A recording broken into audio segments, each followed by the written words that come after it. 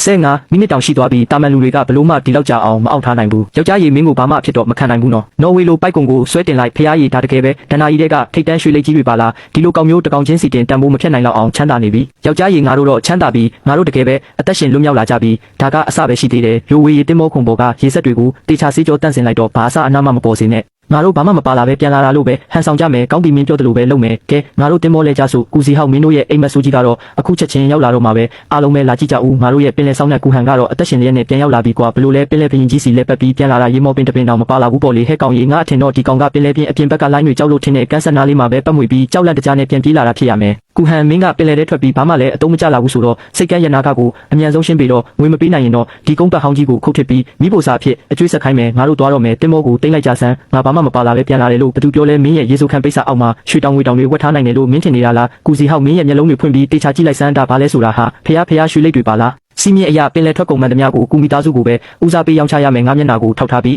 းဒီလိပ်တွေအားလုံးကိုအကုန်ဝင်မဲ့တကောင်ကို900ကျပ်တွက်ပေးမယ်900ရတယ်လားကူစီဟောက်ဒီလိုထိတ်တန်းရွှေလိပ်မျိုးတွေဟာဈေးကွက်ထဲမှာအနည်းဆုံးတကောင်ကိုရွှေ2သိန်းတန်နေဆိုတာမင်းကောင်းကောင်းသိရတာနဲ့ဒါတက်ဈေးနေတာပဲဈေးနေတော့ဘာဖြစ်လဲဒီစိတ်ကမ်းမှာငါကဥပဒေပဲဒီနေ့ဒီကရွှေလိပ်တွေကိုမင်းတို့ရောင်းကိုရမယ်မရောင်းရင်လူရောတင်မောပါသိမ့်ပြစ်မယ်ဝင်ဖမ်းကြစမ်းငါပစ္စည်းတွေကိုလာထိရဲတဲ့ကောင်ဘသူရှိလဲကြည့်ရအောင်ဒါပြည်နယ်မျိုးတော်ကတင်ရှမ်းလင်အုပ်စုရဲ့အငယ်ဆုံးတခင်မလေးမဟုတ်လားဘလို့ကလာပြီးဒီလိုစိတ်ကမ်းငယ်လေးစီရောက်လာရတာလဲကျုပ်ကကူမီသားစုကကူစီဟောက်ပါအကုန်ပစ္စည်းလာဝယ်တာဆိုကျုံမပြောဘဲနဲ့ကြိုးပြရင်ခင်ဗျားတို့ညီမြန်းနဲ့ကော်စောတောင်ခင်းခိုင်းထားလိုက်မှာဖယ်ဆန်းတော်ရိုင်းထွက်ထိတ်တန်းရွှေလိပ်ကြီးတွေပါလားဒီလောက်ထိကြီးထွားလာနိုင်လိမ့်မယ်လို့မထင်ထားဘူးအားလုံးကလည်းအသက်ရှင်လျက်ပဲဒါတံမိုးဖြတ်လို့မရတဲ့ယတနာတွေပဲငါလာကိုရှာနေခဲ့တာ3နှစ်တောင်ရှိပြီအခုတော့ရှာတွေ့သွားပြီခင်ဗျားကဒီတင်မောရဲ့ကပတိန်လားဒီရွှေလိပ်တွေကိုငါကုန်လို့ခြင်းနဲ့ရွန်တန်း30နဲ့ရောင်းမလားတခင်မလေးတူလိန်သွားတာမခံလိုက်ပါနဲ့သူကထမင်းတောင်တေချာမစားနိုင်တဲ့အလုပ်သမားလေးပါဒီရွှေလိပ်တွေကကူမီသားစုစိတ်ကမ်းရဲ့ပိုင်ဆိုင်မှုတွေပါငွေတွေကိုကျွန်တော်ကိုပေးပါ900မဟုတ်ဘူး300နဲ့ပဲအကုန်ရောင်းပေးပါမယ်ငါရှမ်မီသားစုရဲ့လုပ်ရက်တွေကြားတဲ့ကိုနင်တို့လိုလူမျိုးကဘယ်တော့မှဝင်ဆွတ်ဖက်ခွင့်ရှိလို့လ